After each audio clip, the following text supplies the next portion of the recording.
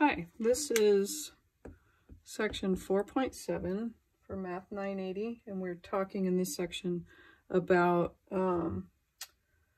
let's see, direct variation. Okay, and I'm going to give you an explanation that's going to take me a minute, but I think it'll be helpful because what the homework does is each question sort of tackles a step for an entire direct variation question. So I want to go through all the steps here, and then when we go through the homework questions, I can point out which step they are referring to. So I'm going to put the steps up here. So what happens is, step 1, we're going to interpret the problem. Okay, so let's say I said something like, y varies directly, here I'll move this over, directly with x. Okay, so step 1, we're going to interpret. All right, that means we're going to convert it to math. So here's the deal. Y is the first variable. The word varies, we're going to replace with equals k. Now, a lot of people remember the equals, they don't remember the k. So make sure that you make a note for yourself that equals k replaces the word varies. Directly means that it is next to, and you're really not going to have, now if we were in like a higher level class, or maybe even the next section, they also have one that's inversely, which means instead of next to, it would be under it, but that's not going to be addressed in this section. So directly means next to, okay? So the k is next to the x. So y varies directly with x looks like this as a mathematical equation, okay? So that's step 1. Now, what'll happen is that they'll often give you some dummy values for x and y. So if they say something like, if y is 4 when x is 2, find k. So you'd say, okay, well, they give me this little substitution. If y is 4 when x is 2, well, then I can find k by dividing.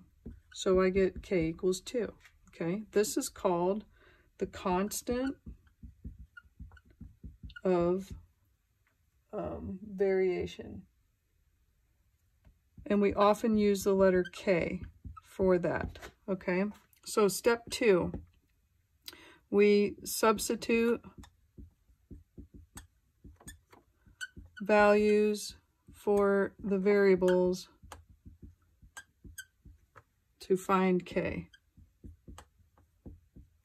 All right, so step 3, so this was step 2, okay? Step 3, then they would say, rewrite the equation using the value for k. So 3, rewrite using k as a number. So we're going to put our y back to y, our x back to x, and now because k is 2, we're going to put it there. So this is we did all this work to get this equation, okay? And then oftentimes which you won't find this very much in this homework, then they'll ask you to solve a problem using this new equation that you found. So they might say something like, then find y when x is 7. So then you would go y equals 2 times 7, which is 14, okay? So these are the 4 steps. Your homework is not always going to have you do all 4 steps. Some of them are partial problems. Now, this may feel circular, in some ways it is. What you did was you took their words and turned it into an equation that was all letters. Then they gave you some temporary values for x and y so that you could solve and figure out what k is. Once you knew what k was, you rewrote equation 1, but now since you know what k is, you put the number in instead of the letter k. Now you've got a formula you can use to solve a problem, okay? So let's look at the homework and talk through it a little bit. So question 1, it gives you a list of x and y values, and it says, determine if y varies directly with x. If so, state the constant of variation. So it varies directly if I have x is 3 and y is 13.5. Remember, if y varied directly with x, then you would be able to put 13.5 equals k times 3 and find k. So 13.5 divided by 3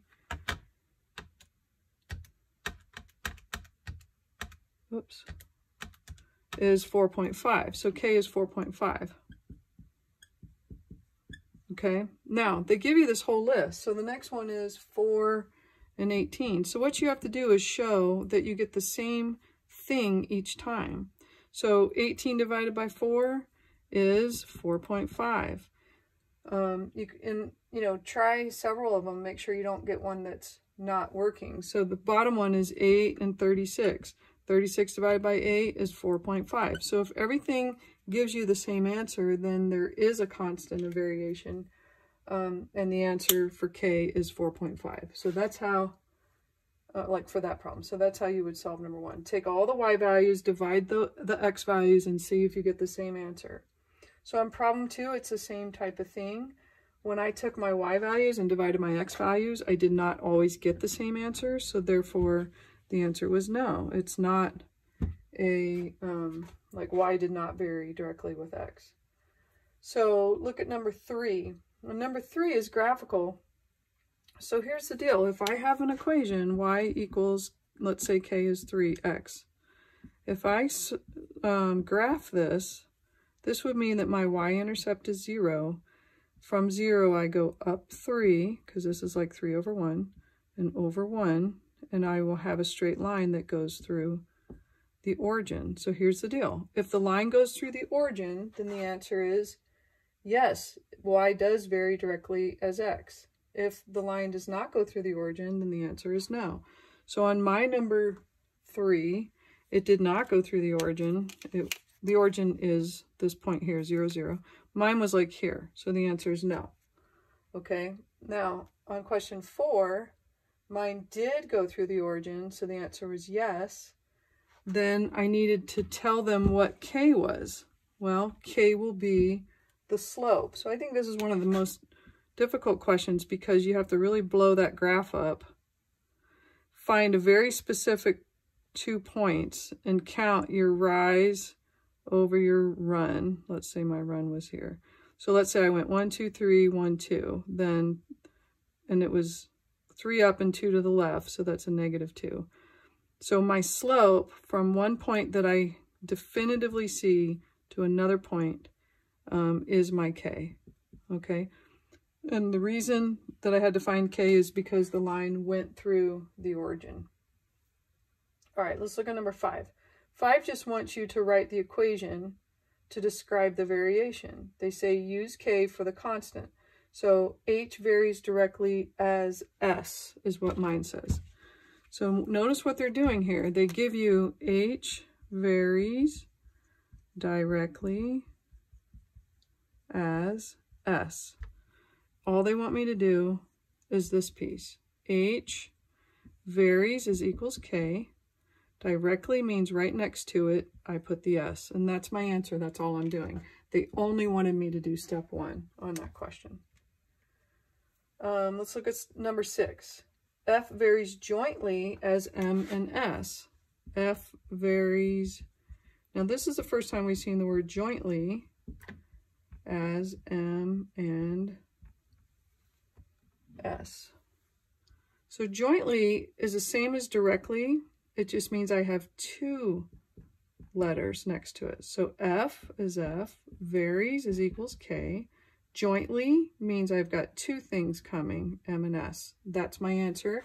They only wanted step 1. Okay, so let's look at number 7. Number 7, they start getting a little more complex. So it says if y varies directly as x, so they give me this, y varies directly as x. So step 1, interpret y equals k right next to the x. Okay. They say find the constant of variation k.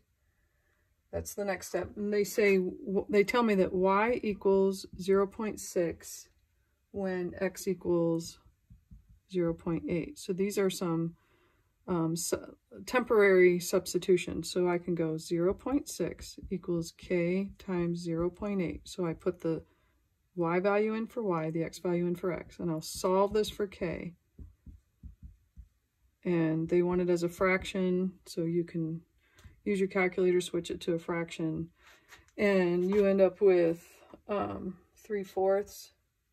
Oh no, they want it as a decimal. 0.75 rounded to one place, so it's 0.8. Okay, so notice what this was.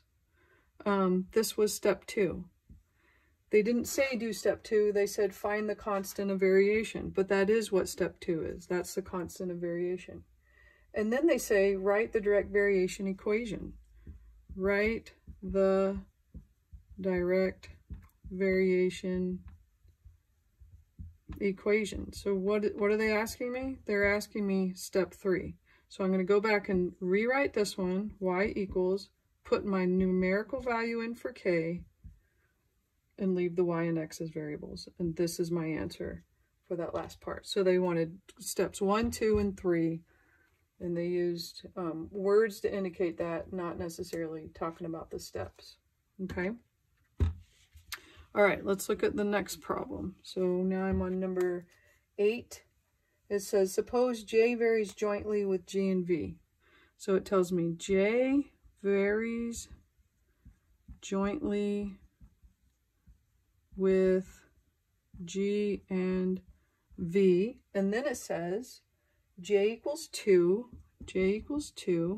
when G equals 6 and V equals 3. G equals 6 and V equals 3. And it says find the constant of variation. So what are they asking for? They're asking for step 2. But we can't get to step 2 until we do step 1. So 1 is the interpretation. J varies is equals k. Jointly tells me I'm going to have more than one, but they are right next to it, just like direct, okay? So this is step 1. Step 2, I'm going to substitute the values they give me. J is 2, K, G is 6, V is 3, and this gives me enough information to figure out what K is. 6 times 3 is 18, divide by 18, divide by 18, and in this problem they want it as a fraction, so K equals 2 over 18, which simplifies to 1/9. So all they wanted was step 2, but I had to do step 1 to get to step 2.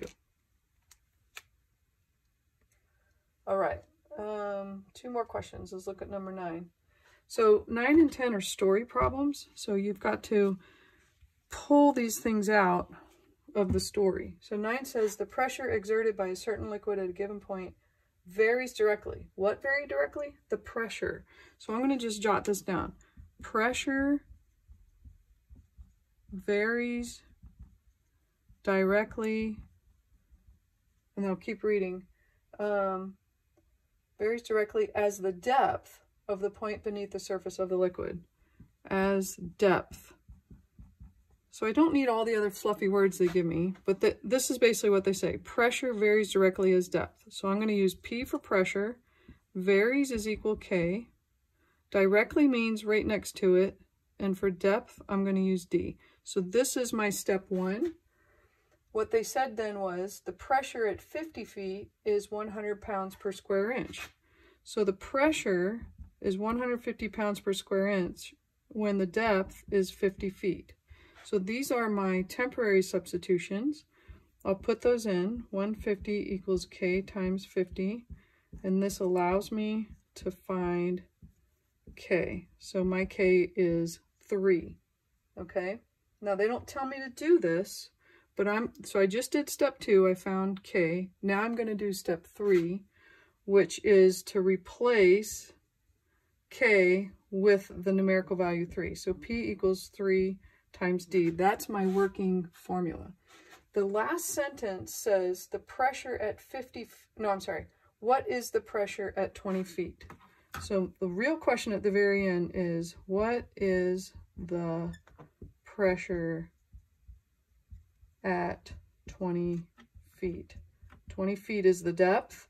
I'm going to use this formula. It took me all this work to find the formula. I'm going to use it to answer the question. So the answer is 60. Oh, at 20 feet. Yeah. Okay. Last question. Let's look at number 10 together. And I know this is a lengthy video, but I think that once you see this working, a lot of people get pretty good at it. But if you're trying to figure it out on your own, it's like super crazy, like a big puzzle. So I think it was worthwhile to have the video a little bit longer, but I'm sorry if you're getting tired. Okay, so number 10 says the weight W of an aluminum flatboat varies directly with the length L of the boat. So they just told me the weight varies directly with the length. So I just pulled all that out from the first sentence of the problem. Now then they say if a 7-foot boat weighs 126 pounds.